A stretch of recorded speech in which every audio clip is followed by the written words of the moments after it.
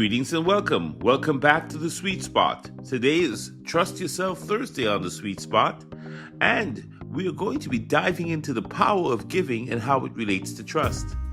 I'm Dr. Sweet, and if you don't know me, my background is in psychiatry. I'm a board-certified sports and performance psychiatrist who's helped hundreds of athletes with their instincts around trust and performance. I've guided many top performers to believe in themselves. I've also worked with many top executives and other passionate individuals like yourself who are committed to excellence, committed to becoming their best selves every day, and always, as we all are, in a pursuit of living the life we love. Today, we're diving into this deep connection, as I mentioned, between the power of giving and trust. Ralph Waldo Emerson, one of my favorite authors, called trust the first secret of success. Warren Buffett once said that trust is like the air we breathe. When it's present, nobody really notices. When it's absent, everybody notices. And isn't that the truth? But here's what's fascinating. Recent neuroscience research has discovered that trust is directly connected to our capacity to give, and that's pretty surprising, right? When we give anything, our time, our attention, our effort, our brains actually release a neurotransmitter called oxytocin. And oxytocin is often called the trust hormone. Sometimes it's called the love hormone as well. It's like our biology is telling us that there's something powerful happening in our bodies when we give. So that giving and trust are essentially two sides of the same coin from a neurobiological or neurochemistry perspective. And that's fascinating. I believe it's really good to know what's going on in our bodies when we take certain actions. And conversely, when we do things that are not healthy, the wrong kinds of neurotransmitters get privileged, and that's also an issue. But let's stay on track today. I'm not going to get into a huge neurobiological talk with you. That's for another time. We're talking today about the power of trust and the power of giving. And here's where it gets interesting. Trust, it's not just about confidence or reliability. At its core, what trust is a willingness to be vulnerable in conditions of uncertainty. It's giving yourself and others permission to be human. And that can be challenging if you've ever had to really trust someone, or if you've had your trust broken. You understand how fragile and vulnerable we are around trust.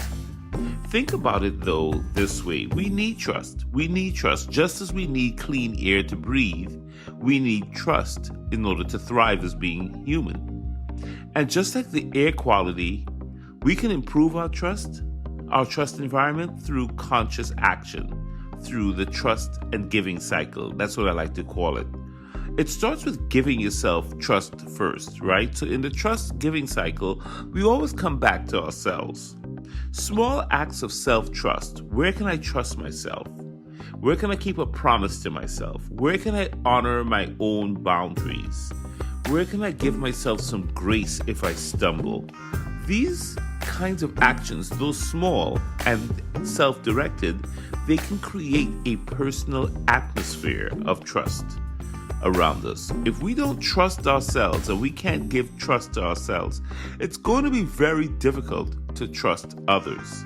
If we can't forgive ourselves also for little mistakes or errors, then it's also going to be difficult to give that to someone else. And this is the power of giving. This whole week, we've been talking about giving. So if you can't give yourself trust or give yourself forgiveness, how do you expect to forgive someone else? Make sense? I know it does. So, okay.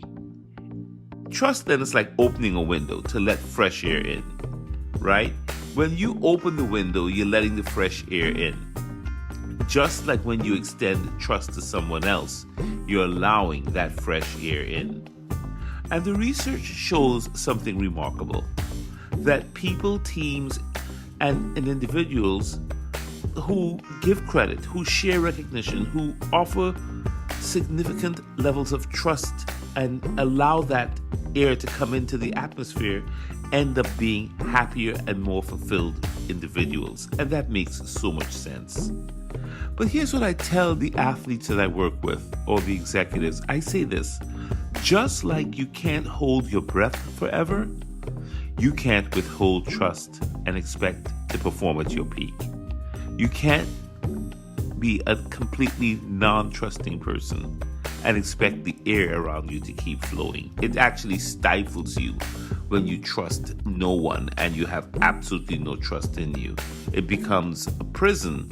It may keep you safe, but it also keeps others away from you. You end up being alone and bitter and hard, and nothing works, right? So we want to build trust. Even if we've been hurt, we want to heal and take the steps to heal, talk to the right people, and rebuild trust, because we live in an interdependent world where we need each other.